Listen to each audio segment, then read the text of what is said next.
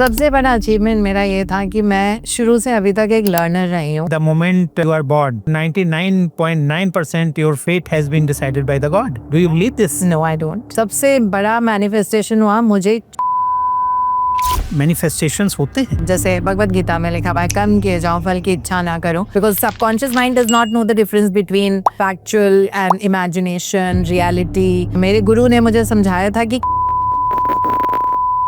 Subconscious mind हमारे जीवन में 96% होता है and you have to have that hunger. Weight जो होता है वो मल्टी फैक्टोरियल होता है। स्ट्रेस मैनेजमेंट लोगों को नहीं आता, मेल्स रोते क्यों नहीं हैं? बिकॉज बचपन से मेल्स को बोला क्या है, don't be like a girl. आजकल पेरेंट्स में और जेन ज़ी की उनमें क्लैश हो रहा है। उनमें ये वास्तव में ईगो इशू है या lack of understanding? I think lack of early to bed, early to rise makes a man healthy, wealthy and wise.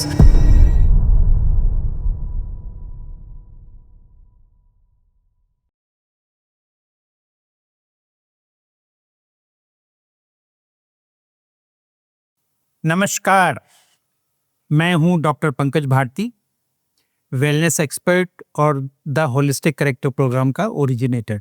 आज है हमारे साथ डॉक्टर दीप्ति वर्मा, जिनको 2026 में वीमेन एंटरप्रेन्योरशिप का अवार्ड मिला था और इनको न्यूट्रिशन में भी लाइफ टाइम अचीवमेंट अवार्ड मिल चुका है। आज देखता हूं कि न्यूट्रिशन पे हम लोग बातचीत को आगे बढ़ाएंगे, देखेंगे हम लोगों की कैसे मदद होती। तो आपका हमारे प्रोग्राम में स्वागत है doctor Deepti. Thank you so much, Doctor. कैसे हैं आज? All good, perfect. चलिए बताइए, आपकी ग्लोइंग स्किन का राज क्या है? न्यूट्रिशन जो मेरा काम भी है। एक चीज छूट गई, न्यूट्रिशन के साथ साथ पॉजिटिव माइंडसेट। बिल्कुल, उसका तो बहुत बड़ा योगदान है। क्योंकि आपका न्यूट्रिशन कितना भी अच्छा क्यों ना हो, अगर आपका माइंड पॉजिटिव नहीं है ना, हाँ, तो न्यूट्रिशन का रोल पूरा होता नहीं है। बिल्कुल 100%। आपका दिमाग, आपका मन जितना शांत होगा और आप अंदर से जितनी खुश होंगी ना, वो न्यूट्रिशन कहते हैं ना कि वो अपना रोल 4 गुना बढ़ा देता है। आप हमारी बात से एग्री करती हैं कि नहीं? 101%। ऐसे बोला ही जाता है कि आपका चेहरा आपके सोल को अंदर से दिखाता है, सो वो उसका दर्पण होता है। आप ये बताइए कि अभी तक आपका जो करियर है बहुत लंबा रहा है, आप किस अचीवमेंट को अपने लाइफ में सबसे बड़ा अचीवमेंट मानती हैं? सबसे बड़ा अचीवमेंट मेरा ये था कि मैं शुरू से अभी तक एक लर्नर रही हूँ और रोज दिन को मैं आज की तरह, जैसे मेरी फ्रेश लाइफ शुरू हो रही है, रोज का दिन मैं ऐसे शुरू करती हूँ।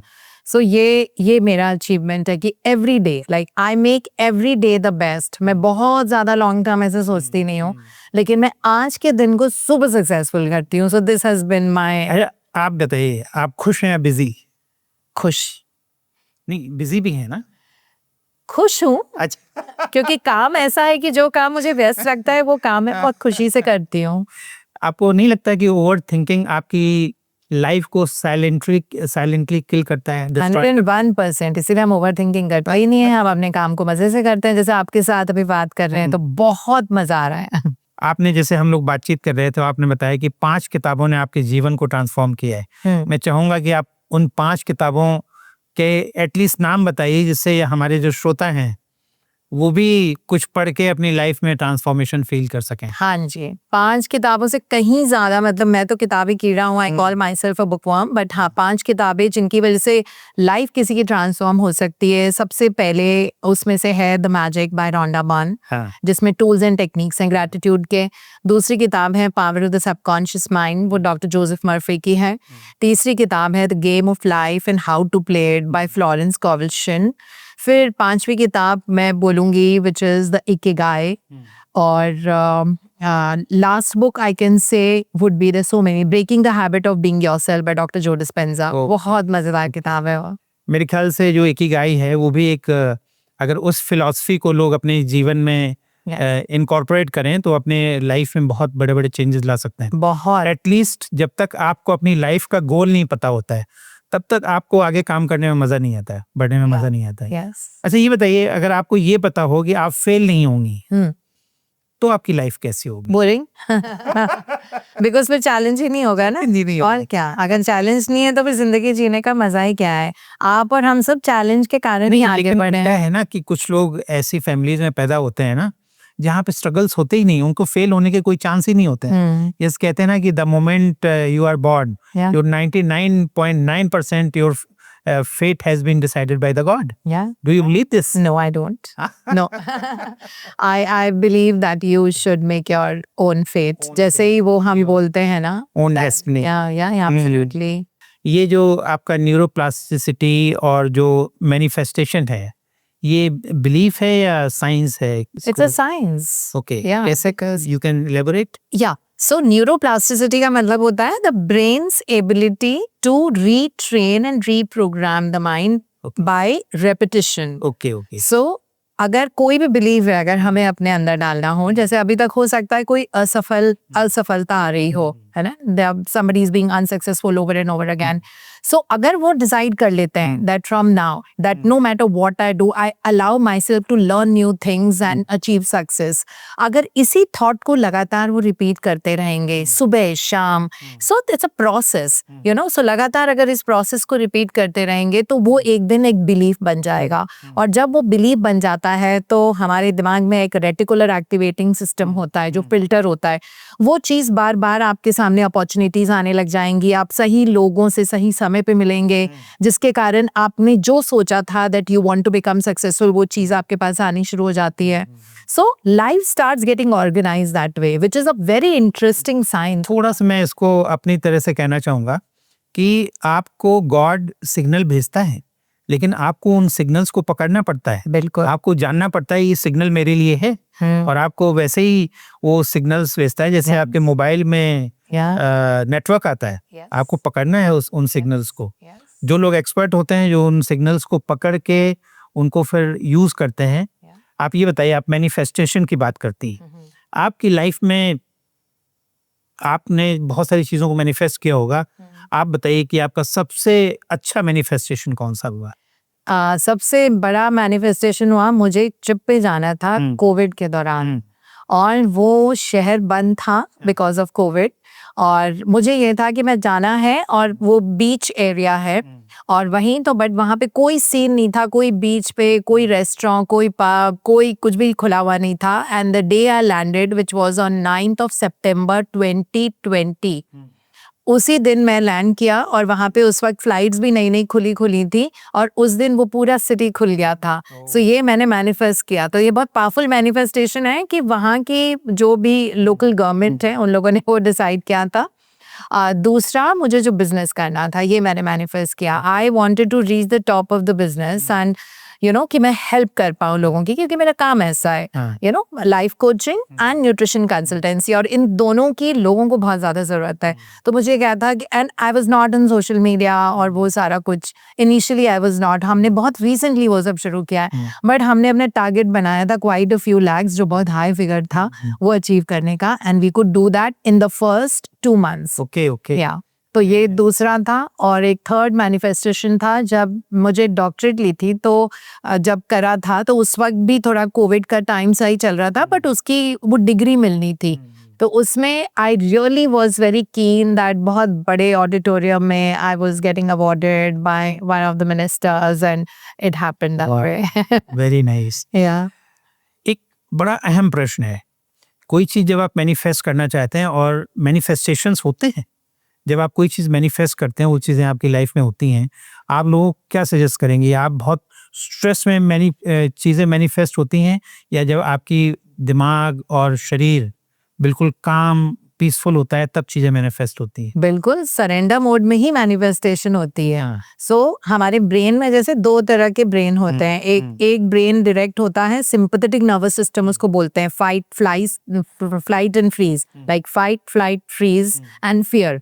ये हमारा सिंपैथेटिक नर्वस सिस्टम होता है जिसमें हम थोड़ी टेंशन में रहते हैं. दूसरा नर्वस सिस्टम जिस तरह काम करता है इज रेस्ट, रिलैक्स, डाइजेशन, उसको पैरासिम्पैथेटिक नर्वस सिस्टम बोलते हैं. तो मैनिफेस्टेशन का सारा प्रोसेस पैरासिम्पैथेटिक में होता है, जब आप बहुत आराम से यू नो यूनिवर्स पे ट्रस्ट करते हैं. So you do your job, जैसे भगवद गीता में लिखा हुआ है, कर्म किए जाओ, फल की इच्छा ना करो, बिकॉज फल आपके कर्मों के अनुरूप जरूर आएगा, और वो भगवान की रजा से आता है. आज एक मैनिफेस्टेशन की टेक्निक बता दीजिए लो. अच्छा, सबसे अच्छी टेक्निक ये होगी, जो मैंने भी इस्तेमाल की है वो मैं बता सकती हूँ सारे व्यूअर्स को. तो सबसे पहला तो अर्ली मॉर्निंग में जब आप सुबह सो के उठते हैं और रात को सोने के पहले हमारा दिमाग बहुत इम्प्रेशनेबल कंडीशन में होता है. तो उस वक्त जो चीज आप अपने आप को बोलेंगे वो बहुत जल्दी मैनिफेस्ट होती है, बिकॉज हमारा ब्रेन होता है अल्फा थीटा स्टेट में। अल्फा थीटा ब्रेन वेव्स होती हैं, तो slow brain waves. Beta beta plus में हमारा बहुत थिंकिंग माइंड होता है कि मुझे ये करना है, मुझे वहां जाना है, इस तरह से करना है। तो बीटा बीटा प्लस में मैनिफेस्टेशन नहीं होता। So early in the morning कहते हैं आपके और परमात्मा के बीच में ट्रैफिक जाम बिल्कुल भी नहीं होता।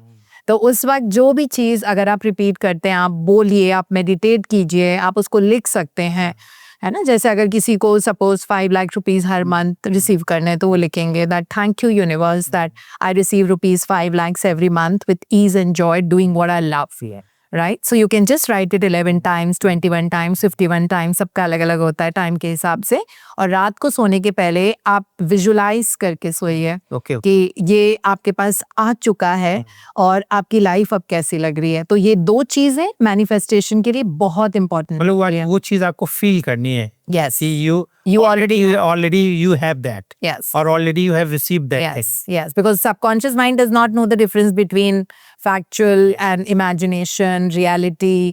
So it works on whatever information you're giving to the And, subconscious I have mind. read somewhere that journaling is the most powerful way of manifestation. Yeah, journaling is basically writing. Yeah. So I could say visualization and journaling both. Also, yeah, I do both. In fact, our entire community does both of them. We journal in the morning. सुबह उठते ही जो morning routine होता है ये बहुत important होता है कि आप अपना फर्स्ट 1 hour कैसे बिता रहे हैं, ये आपकी डेस्टिनी डिफाइन करता है। जैसे मेरे गुरु ने मुझे समझाया था कि किस्मत का मतलब ही होता है कि किस तरह की आपकी मति है इस वक्त, जिसके कारण आपका भाग्य बनता है।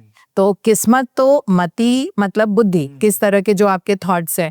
तो थॉट्स तो हमारे कंट्रोल में है, बिकॉज हमको हर वक्त हमारे पास एबिलिटी टू चूज होती है। Do I want to think about it, do I don't want to think about it, do I want to think about it. It's like एक बकेट है, उसमें आप वो सारी चीजें रखते जा रहे हैं जो आपको चाहिए, है ना। तो उसके बारे में सोचेंगे तो फिर वो मैनिफेस्ट हो जाता है। थॉट्स तो आपके कंट्रोल में हो सकते हैं, बट ड्रीम्स आपके कंट्रोल में नहीं हो सकते। हाँ, ड्रीम्स तो ऑटोमेटिकली ड्रीम्स जो आपको आते हैं वो इस बात पे डिपेंड करता है आपका एटीट्यूड कैसा है, आपका जन्म कैसा है, आपकी परवरिश कैसी है, और आपका इंटेलिजेंस कैसा है। यस, हर आदमी को हर तरीके के ड्रीम नहीं आता है। हर आदमी को भारत का प्रधानमंत्री के ड्रीम नहीं आ सकते हैं, लेकिन जो लोग भारत का प्रधानमंत्री बनने की कैपेबिलिटी रखते हैं उनको जरूर ड्रीम आते हैं। डेफिनेटली। और हम अपने एक्शन से, अपने थॉट्स से कुछ भी क्रिएट कर सकते हैं। सबकॉन्शियस प्रोग्रामिंग कैसे हेल्प करती है? तो यही सबकॉन्शियस, जैसे माइंड में conscious mind and subconscious mind होता है। कॉन्शियस माइंड जो होता है करीब 4 से 5% वैल्यू रखता है। सबकॉन्शियस माइंड हमारे जीवन में 96% होता है। तो भगवान ने इसीलिए सबकॉन्शियस माइंड दे के भेजा है। जो फ्लोरेंस कॉवेल्शन की किताब है द गेम ऑफ लाइफ, यही है कि जिंदगी एक गेम है, so play the game of life. And in that book she is teaching it also, जो बाकी ऑथर्स ने भी ऑफ कोर्स दिया हुआ है। तो उसमें है कि अपने सबकॉन्शियस को ट्रेन अप। सबकॉन्शियस के पास रीजन एंड लॉजिक नहीं होता, उसके पास जो आप इंस्ट्रक्शन कमांड देते जा रहे हो कमांड्स पे चलता है। अगर कमांड में दे रहे हो that I am getting better and better every day in every way, I am getting better and better, I'm getting wealthier and wealthier, I'm getting happier and happier, new opportunities are coming to me, so it will start believing it, and once it starts believing it, वो उसका programme है। और किस्मत तो subconscious mind से define होती है। आपके द्वारा यंगस्टर्स को एक मैसेज जरूर मिलना चाहिए। yes. कहते हैं ना कि जो आपका मोटिवेशन है वो 3 दिन में खत्म हो जाता है। हाँ जी। ऐसी टेक्निक आप हमारे यंगस्टर्स को बताइए कि जिससे वो हर समय मोटिवेटेड रहें, क्योंकि जब मोटिवेटेड रहते हैं ना तो गोल को अचीव करने में और अपने प्लान को एग्जीक्यूट करने में थोड़ा आसानी रहती है। या सो मोटिवेशन इज समथिंग जो और कोई किसी को दे नहीं सकता। मोटिवेशन इज खुद अपने बलबूते पे one needs to create, and you have to have that hunger. मेरे मेंटोर टोनी रॉबिन्स वो ये बोलते थे, जब तक आपको वो हंगर नहीं है ना that I want to really achieve this big in life, till then you will not. No amount of motivation and pushing from someone can make you achieve that, जिसके लिए आपको अपने बीइंग पे काम करना पड़ता है ना। So no one motivates us to brush our teeth every day, no one tells. नहीं, समटाइम्स जैसे अचीवर्स होते हैं, सपोज आप किसी गुरु की बात करती है ना, तो गुरु के भी गुरु होते हैं जो उनको मोटिवेटेड रखते हैं। तो मेरे ख्याल से मोटिवेशन के लिए ज़रूरी है कि आप एक ऐसा मेंटोर ज़रूर रखें जो आपको हर समय दिशा और दशा दिखाता रहे। या वो तो गुरु बिना गति नहीं होती, but it is, I would say that it is more of an inspiration, yes yes that you know somebody really inspires you कि कम ऑन, आपको अपने अंदर की कैपेबिलिटी के बारे में कोई बताए, you know that you can do it, you have it in you. मेरे गुरु भी ऐसे ही बोलते थे मुझे। एक बड़ा क्वेश्चन है, डिसिप्लिन और मोटिवेशन, मतलब which makes you successful? Discipline any time, motivation ऊपर नीचे के ग्राफ होता है, डिसिप्लिन इज दैट कंसिस्टेंटली अगर हम रोज करते हैं कोई चीज। you do anything consistently and repetition. Yes. Repetitions make you perfect. Yeah, so that's what is called discipline. कहते हैं Yeah. कि तप और जप होता है। तो कोई चीज अगर आप जप रहे हो, सपोज आप जप रहे हो that you know that I really have to achieve this in life and I want to do good to people and you know like, अगर वो वाला, तो आप जपते जा रहे हो, मतलब आप वही बोल रहे हो, वही लिख रहे हो, उसी के बारे में सोच रहे हो।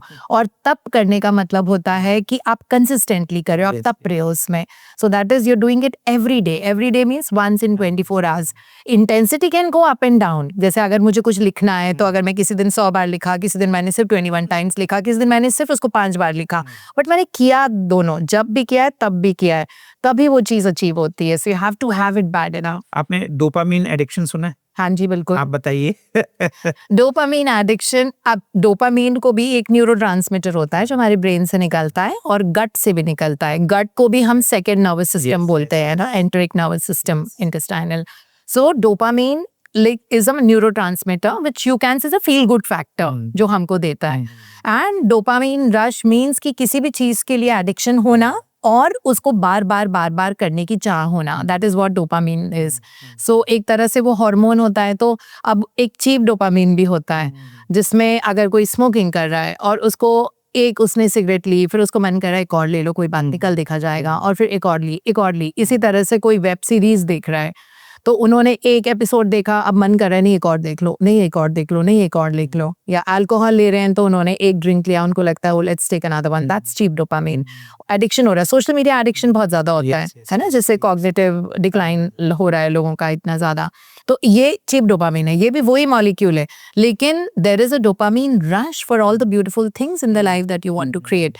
Like it could be you know like if you really have to go to the gym, अब डोपामीन ही आपको रोज उठा के जिम लेके जाएगा, बिकॉज वही डोपामीन। और जिस दिन आप जिम नहीं जाएंगे आपको लगेगा कि आज के दिन में कुछ मिसिंग है, मजा नहीं आया, यू नो। सो इस तरह से बहुत अच्छे डोपामीन होता है। जैसे मेरा होता है कि जब तक मैं अपनी मॉर्निंग को ऑन नहीं करती ना, मेरा जो first 1 hour of the morning होता है, रादर मेरा तो 3 आवर्स होता है, बट लोगों के लिए आई थिंक 1 घंटा बहुत रहेगा। सो वो जब तक नहीं होता है ना, till the time I don't do all the things, like जब तक मैं मेडिटेट नहीं करती, जब तक मैं यू नो मेरे कुछ एफर्मेशंस और प्रेयर्स होती है वो मैं लिखती हूँ। उसके बाद ऑफ कोर्स मेरा 5:45 से 6 AM पे I take some prayers for everybody on a Zoom call. 6 से 7 मेरा यूट्यूब चैनल है, उस पर रोज सेशन लेना, तो वो मॉर्निंग। उसके बाद जिम जाना, रनिंग करना, तो ये पूरा दिस गिव्स मी डोपामीन। तो सब लोगों का ये अलग अलग होता है। अगर चीप डोपामीन है तो आपको चेक करना पड़ेगा अपने आप को that you are over bingeing. Instagram लोग शुरू करते हैं 5 मिनट, 10 मिनट, 15 मिनट, 20 मिनट, पता लगता है रात के 1 बज गया।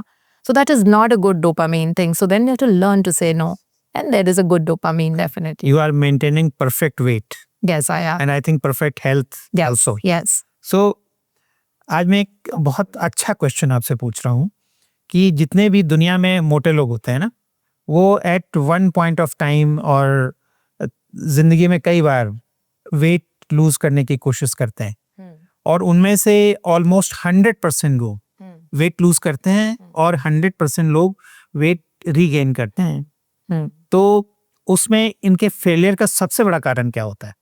एक्चुअली वेट को लोगों ने सिर्फ डाइट के साथ लिंक कर रखा है। वेट जो होता है वो मल्टी फैक्टोरियल होता है ना, तो बहुत सारे कंपोनेंट्स होते हैं। जैसे वेट, डेफिनेटली डाइट बहुत इंपॉर्टेंट है, there is no doubt about it कि आप किस तरह का न्यूट्रिएंट्स कंज्यूम कर रहे हैं, लेकिन उसके साथ साथ एक्सरसाइज बहुत जरूरी है, बॉडी को मूव करना, तो वो कई बार मिसिंग हो सकता है। थर्ड थिंग इज हाइड्रेशन कितना चल रहा है बॉडी में, because body 72% water. So hydration कितना है, बिकॉज सारे मेटाबॉलिक एक्टिविटीज हमारे गुड हाइड्रेशन में होती है। So we do recommend drinking about 3 to 4 liters of water. Fourth, very, very good, thing is a sleep cycle, जिसको हम circadian rhythm बोलते हैं. तो circadian rhythm लोगों की बैलेंस नहीं होती है. बहुत लेट नाइट कल्चर, रात में 11, 12, 1, 2 बजे सोना. So because of circadian rhythm अगर इम्बैलेंस है आपके, तो आपका वजन कभी नहीं घट सकता, बिकॉज सारे स्ट्रेस हार्मोन्स का लेवल बहुत हाई होगा. उसके अलावा इंसुलिन का लेवल हाई होगा. इंसुलिन अगर हाई है तो मतलब हम बोलते ही हैं लिपोजेनेसिस, तो इंसुलिन की प्रेजेंस में होती है. दैट मीन्स फैट का एक्यूमुलेशन. सो वो वाला. और दूसरा स्ट्रेस मैनेजमेंट लोगों को नहीं आता. पूरे टाइम स्ट्रेस एंजाइटी में. मुझे लगता है कि जब भी आप अपना वेट लॉस प्लान करें, तो सबसे पहले आपको अपने जो नेगेटिव थॉट्स चले हैं, जो आपके स्ट्रेसर्स हैं, उन पे पहले काम करना चाहिए. इसके बाद फिर इन चीज़ों पे आना चाहिए.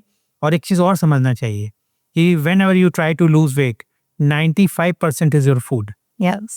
And 5% are rest, other things. Yes. और उसमें आपका जो स्ट्रेस है, that also plays very important. Yeah. So I would not say 95% is the food. मैं तो बिल्कुल इन पांचों जो मैंने आपको एरियाज बताए, मैं उनको 20% रेट करती हूँ. बिकॉज डाइट जो है, there are so many people I know. हम लोग तो डाइट कंसल्टेशन के फील्ड में ही हैं. हमारे बहुत सारे लोग हैं जो हॉस्टल में रहते हैं, बच्चे बाहर का खाना खाते हैं. They do eat all the unhealthy things also, but उनकी लाइफ में बाकी के 4 एरियाज में बहुत अच्छा डिसिप्लिन है, तो उनका खाना बड़े आराम से मेटाबोलाइज हो जाता है. We have seen so many people, they are 70-year-old, 80-year-old, they take sugar, but they are super healthy. कोई दवा नहीं उनकी चल रही है. So इस तरह से it is not, लेकिन उनकी बाकी की चीजें बहुत अच्छी हैं. They are very regular with their exercise. They take a very sweet tea and coffee. लेकिन उनका exercise, उनकी circadian cycle, वो sleep wake up timings, उनका stress management, वो सब बहुत in place है. So I would say that ये पांचों एरियाज 20% इम्पोर्टेंट. मतलब यू कैन से दैट 1/5. कई बार आपका जीन भी आपको बहुत इंपॉर्टेंट रोल प्ले करता है कि आपका जीन कैसा है. Sometimes your metabolism is adequate या हाई, सो आप कुछ भी खाते हैं ना.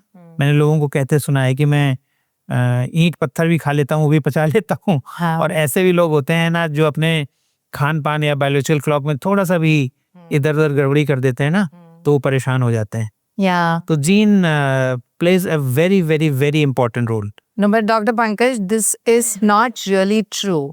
Because आपकी बॉडी रोज जेनेटिकली, न्यूरोलॉजिकली एंड फिजियोलॉजिकली बदलती है according to the lifestyle, diet and lifestyle, and according to the thoughts that you think. रोज जीन्स, ये एपिजेनेटिक्स वाली जो साइंस है, इसीलिए आजकल आज की तारीख में उभर के आई हुई है. Epigenetics means something over and above your genes, something which is regulating your gene. So there is something called gene expression. So अब जीन जो भी आपने इनहेरिट किए होंगे, मे बी उसमें डायबिटीज का भी था, उसमें डेफिशिएंसीज थी, लेकिन जीन एक्सप्रेशन एक साइंस है कि आप अपने जीन्स लगातार बदल रहे होते हैं.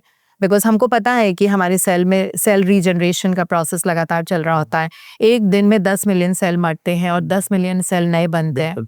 तो जो नए सेल बन रहे हैं from the diet that you eat, from the lifestyle that you follow, and also from the thoughts that you thinking over and over again, सब चीजें बदल जाते हैं. I am an example. Sleep, exercise और lifestyle तीनों का बराबर role है. बिल्कुल. अगर हम किसी भी एक कंपोनेंट को या एक फैक्टर को इग्नोर करते हैं, तो उसका नेगेटिव इम्पैक्ट हमारे शरीर पे आता ही आता है. So genetically and even neurological decline कितना ज्यादा होता जा रहा है आजकल. So I see that my children can't reach a place without using a Google map. I never need. We have been living in Delhi for so many years. Yes. अगर हमको जाना होता है तो because उनको आदत ही नहीं है, उनके वो they have been born with a Google map. Right. जब हम बच्चों को डिक्टेशन के लिए बोलते थे, वो सब लैपटॉप के सामने बैठ जाते थे, हाँ जी डिक्टेशन दीजिए. हमको वो कॉन्सेप्ट नहीं था, हम लोग लिख के करते रहे. सो डेफिनेटली न्यूरोलॉजिकल डिक्लाइन हो ही रहा है ना उस वजह से, that you are not remembering. Because brain का ऐसा होता है, more you use it, more it increases. So there's so many children, like, they're just using the social media kind And of consumption. body heals itself. Yeah. So it's a very powerful, God gift. Yes. So, but body heals only when a body is provided favorable condition. Yes. The body is given favorable conditions. Yeah. All the ingredients. Yeah, all good sleep, good food, and Yes. controlled drinking, smoking, Yes, everything.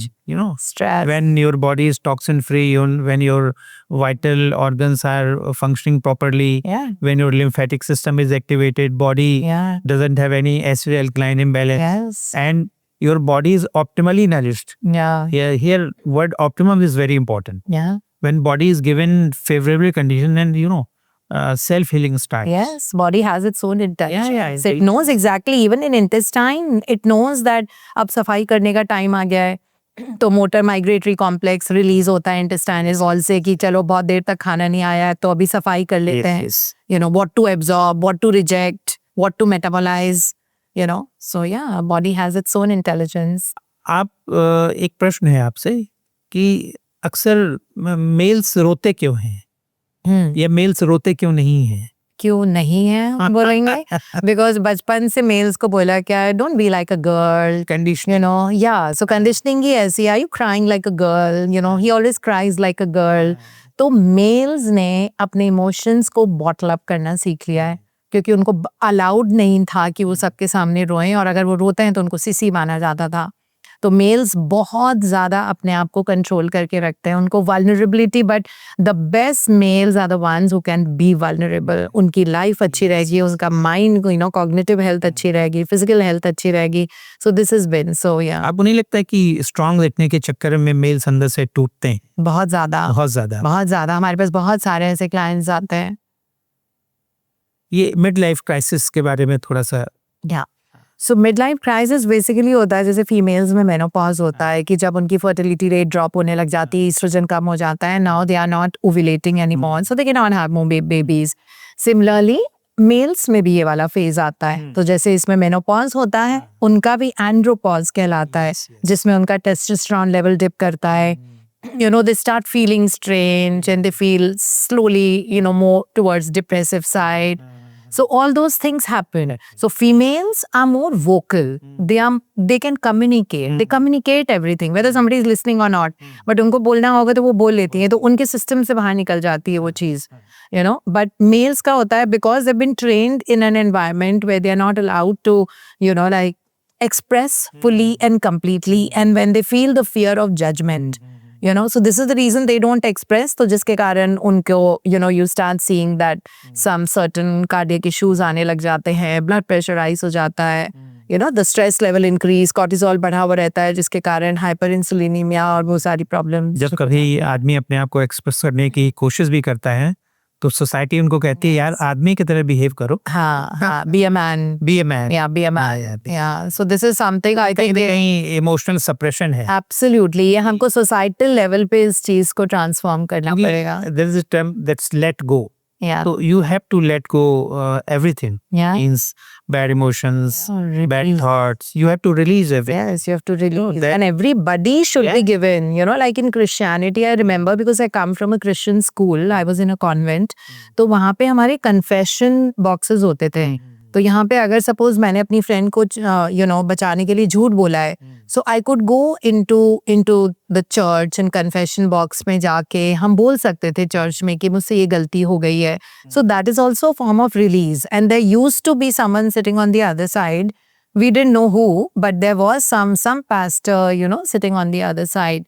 तो इस तरह से बहुत वो भी एक तरह का रिलीज ही होता है कि कोई बात नहीं, गिल्ट में नहीं रहना, बिकॉज अगर हम गिल्ट में रहेंगे तो हमारी बॉडी के अंदर वो मल्टीप्लाई होने लग जाएगा. बहुत सारी स्टडीज हैं कि gratitude, showing gratitude and forgiveness, ये आपका स्ट्रेस लेवल इमीडिएटली 78 to 90% तक कम कर सकता है. Absolutely. Yes. Yeah. This is the reason I take gratitude classes in the morning. I teach gratitude, और in fact मेरे दिन की शुरुआत ही होती है कि I count 10 random gratitude reason बता के. So I'm very grateful to my kitchen because we cook food here. There is a refrigerator. There are utensils. Reason बता के. So it's a very powerful practice. Gratitude is a game changer in life. I can say that. ये बताइए कि आजकल parents में और Gen Z की बड़ी बात हो रही है, उनमें क्लैश हो रहा है, तो उनमें ये वास्तव में ईगो इशू है या lack of understanding? I think lack of communication. मुझे ये लगता है कि जो मैं अभी परसों ही अपनी फ्रेंड से भी बात कर रही थी, तो मैं कह रही थी कि पेरेंट्स को शायद ये ट्रांसफॉर्मेशन थोड़ा सा टाइम देना पड़ेगा बच्चों को, and ask them questions where they can express. आपको क्या लगता है कि आपको कौन सी टीचर बेस्ट लगती है और क्यों? Let them. So and ask them what is one good thing that you do today, think about it. तो वो सोचेंगे, अच्छी चीज के बारे में कि हमने क्या किया, और अपने आप को भी वो इन्वॉल्व करेंगे जिसमें वो अपने आप को अपनी तारीफ कर सकते हैं, like they feel gratified, you know. So asking these kind of questions to children are very important कि कौन सी चीज आपने आज की जो आपको लगता था आपको नहीं करनी चाहिए थी, you know, and be very very open in listening to whatever they have to say. So this is what I feel. I think ये वाला communication जो होता है, पहले चाहिए टाइम देना उनको थोड़ा सा, है ना, quality time. I agree that parents are very very busy today, और you know वो दोनों हस्बैंड वाइफ को काम करना पड़ता है, तो इस हिसाब से शायद उतना टाइम नहीं दे पाते, बट क्वालिटी टाइम बहुत मैटर करता है. और छुट्टी के दिन यू नो थोड़ी कोहेसिवनेस होना, टेक देम आउट. जैसे अगर आप जिस भी सिटी में रहते हैं वहाँ पे अलग अलग, दिल्ली में रहते हैं तो आप लाल किला उनको घुमाने ले जाइए with a guide, and then ask them that what is the best thing there that you like. I think इससे बहुत कम्युनिकेशन कम होगा, और बच्चों को ये नहीं होगा कि पेरेंट्स से डांट पड़ेगी अगर हम ये बोलेंगे तो. And then while at the same time you know like जो जेनजी है, जब वो टीनेजर्स और वो अर्ली 20s में हैं, तो उनको भी ये समझना that parents have got like you know they have gone through all of that, तो उनके एक्सपीरियंस से वो प्रोटेक्ट करने की कोशिश कर रहे हैं.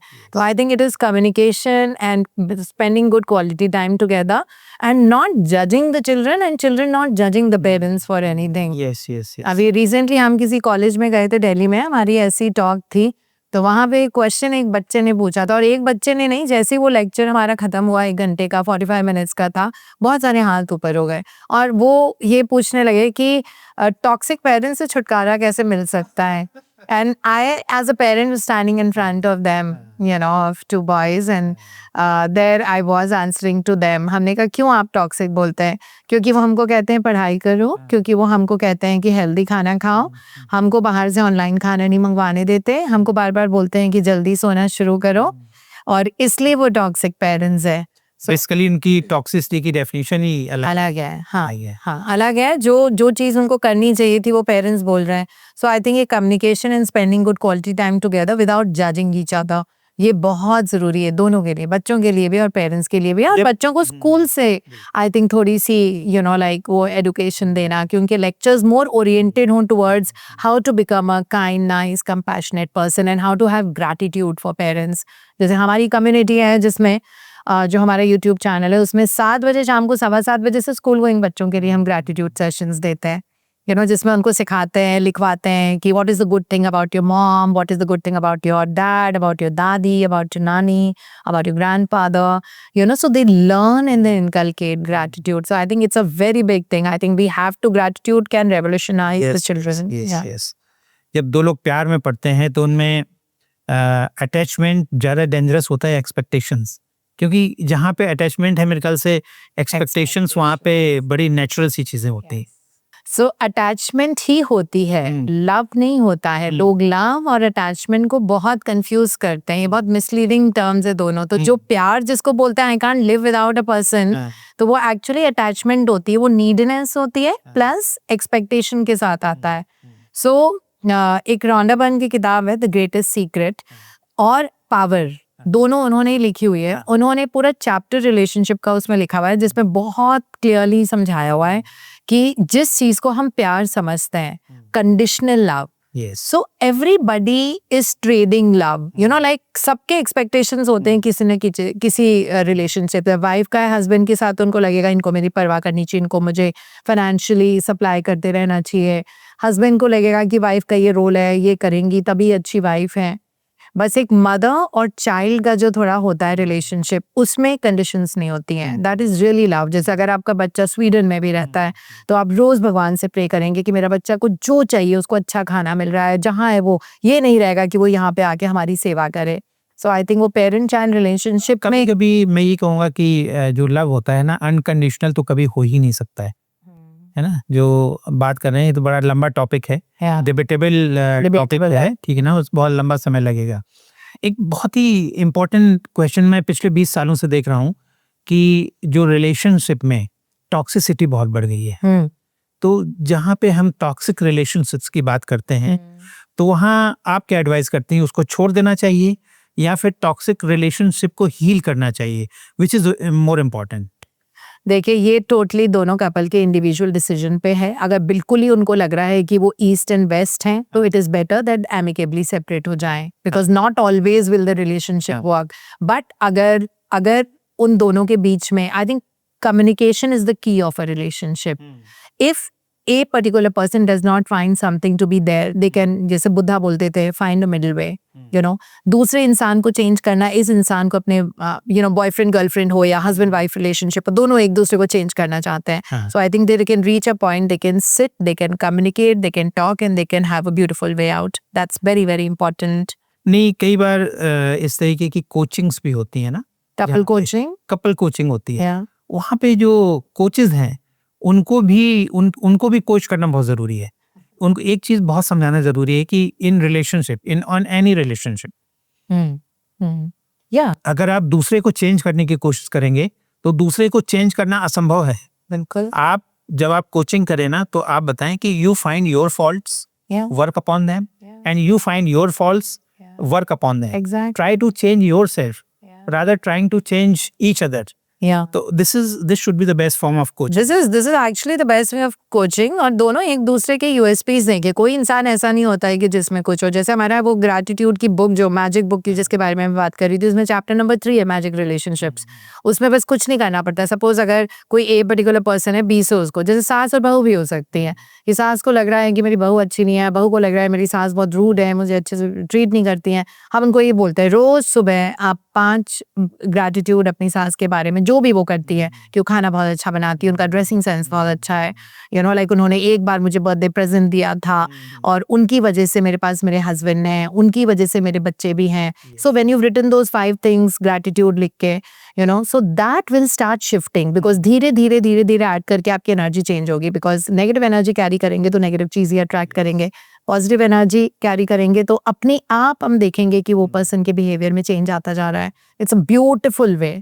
इसीलिए पॉडकास्ट में आप जैसे लोगों का आना जरूरी है, क्योंकि जो भी कोचिंग इंडस्ट्री है वो वास्तव में हेल्प नहीं कर रही है, बल्कि होप्स को सेल आउट कर रही है. यस. आपको लगता है कि जब आप बहुत पेन में होते हैं तो वो पेन आपको कहीं ना कहीं ट्रांसफॉर्म करने के लिए जिम्मेदार होता है? 100%. कोई भी ऐसी चीज जब हमारी जिंदगी में आती है, बिकॉज हमको अपने व्यू पॉइंट से लगता है कि oh this is such a tragedy, ऐसा क्यों हो गया, this is so traumatic, but actually उसके पीछे बहुत बड़ा रीजन होता है. क्योंकि भगवान धरती पे उतर के ये नहीं कह सकते कि take a U turn, because भगवान is energy, but something will happen जिसके कारण जो काम आपको लग रहा था कि आप सही हैं, आप वो काम नहीं कर पा रहे और आपको उसकी बजाय यू टर्न लेना पड़ता है. जैसे इनफैक्ट हमारे एक फ्रेंड, मित्र, जानने वाले, तो उनके साथ ऐसी सिचुएशन थी वेयर उनका प्रमोशन होना था और सबको पता था कि वो बहुत डिजर्विंग पर्सन है और कंपनी में उनको वाइस प्रेसिडेंट की पोजीशन थी. तो उनको लग रहा था कि मेरा प्रमोशन होना चाहिए बिकॉज मैं बहुत सालों से इस कंपनी में हूँ, and he was definitely very capable, no doubt about it. जो दूसरे वाले इंसान एक्चुअली, पर इनका प्रमोशन हुआ नहीं. जो दूसरे वाले इंसान है उनका प्रमोशन हुआ, जो बहुत नए थे, डिजर्विंग नहीं, इन सबको लग रहा था कि वो ज्यादा डिजर्विंग नहीं है, उनको ज्यादा एक्सपीरियंस भी नहीं है, तो उनका प्रमोशन हुआ. बट उसके बाद आगे जाके कुछ कंपनी में ऐसा हुआ that somebody else was supposed to take this position. जहाँ पे इनका 3 महीने पहले प्रमोशन हुआ था, this person was removed from the company और ये जो थे ये कंपनी के मैनेजिंग डायरेक्टर बन गए. तो उस वक्त लग रहा था 3 महीने तक इनको बहुत बुरा लग रहा था that I am so deserving, मैंने अपनी I have given my best to the company, but मेरा क्यों नहीं हुआ. सो इस तरह की चीजें बहुत होती है. फिर बाद में ही सेड दैट अब मुझे पता लगा कि मुझे प्रोटेक्शन मिल रही थी वो 3 महीने, अगर मैं यहाँ पे होता तो मेरी पोजीशन चली जाती. तो ऐसे बहुत सारी चीजें हैं, आई एम श्योर आपकी जिंदगी में हुई है, मेरी जिंदगी में हुई है. पेन तो आपको actually pain is a lesson to you. Yes, and most of the time pains help you grow. Absolutely. All the big people, whether it is Elon Musk or anybody, मतलब the bankruptcy तक file किया है लोगों ने, लेकिन today they are where they are in the one of the trillionaires. I think as you told, you are mother of 3 children. 2. आपको लगता है कि कहीं ना कहीं बच्चे पेरेंट्स को समझ नहीं पाते हैं?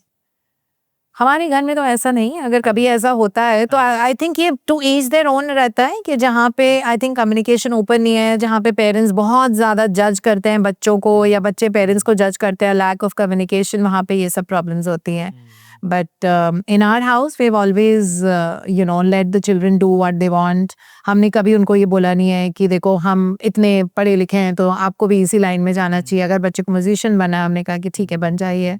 जो चीज़ उनकी है। तो आई थिंक ये वाला जो प्रेशर होता है पेरेंट्स की तरफ से आता है, और ये भी सोसाइटी के फेयर से आता है, लोग क्या कहेंगे, लोग क्या सोचेंगे, इस चक्कर में सारा प्रेशर वो बेचारे बच्चे जिनका इकिगाई है, उनका पर्पस ऑफ लाइफ है, they want to become one of the biggest guitarist और a lead singer, but they are forced to become an engineer और अ डॉक्टर। जो पेरेंट्स की रिस्पॉन्सिबिलिटी है वो है बच्चों के एटीट्यूड को, बच्चों के इंटेलिजेंस को समझना और उसके अकॉर्डिंग फिर उनको आगे बढ़ने में हेल्प करना।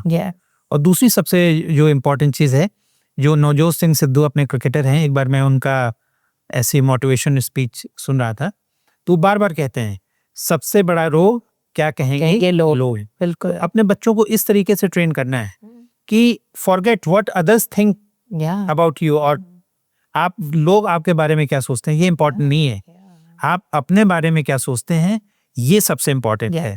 Exactly, I totally agree with you.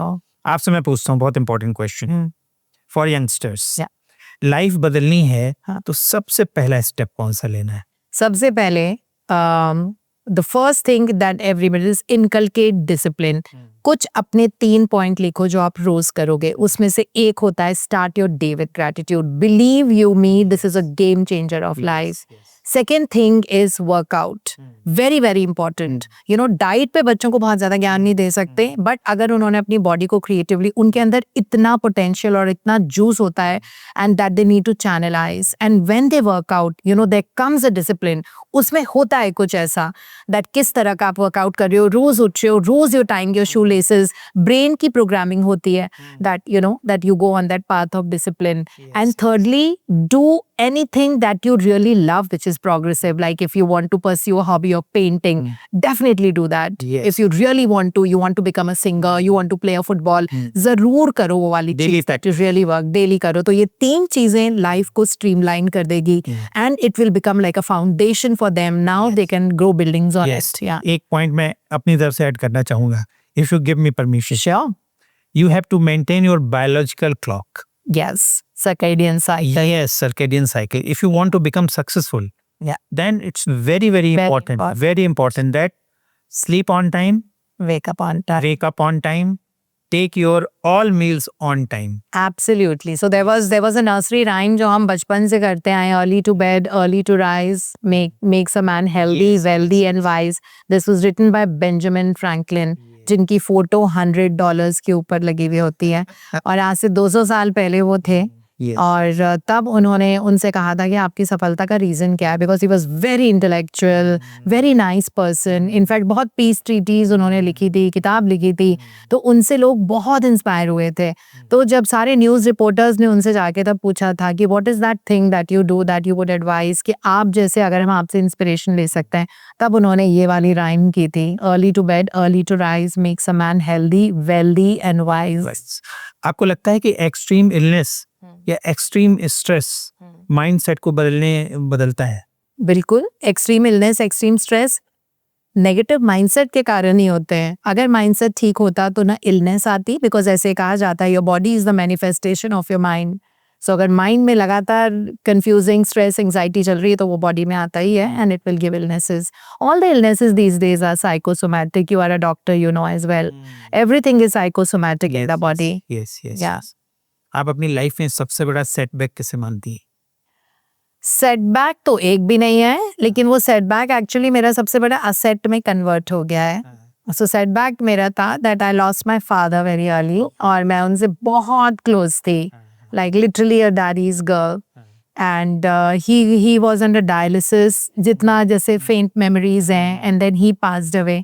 और एकदम से मुझे ऐसा लगा कि लाइफ बदल गई, अब क्या होगा, because I was so connected. मैं अपने स्कूल मिस करके उनके साथ जाया करती थी उनके टूर्स पे, and then but that became an asset, because मेरे डैड ने चूज किया था मुझे, उनको पता था कि मेरा मिशन आगे जाके बहुत बड़ा है।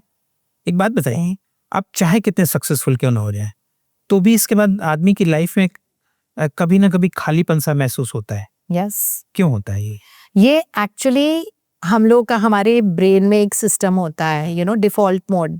तो वो डिफॉल्ट मोड नेटवर्क एक्टिवेट हो जाता है जैसे आप अकेले बैठते हो, है ना, क्योंकि people have never gone inwards, they are only looking outside for happiness, they are looking outside. उनको पता ही नहीं कि खुशी अंदर से आती है।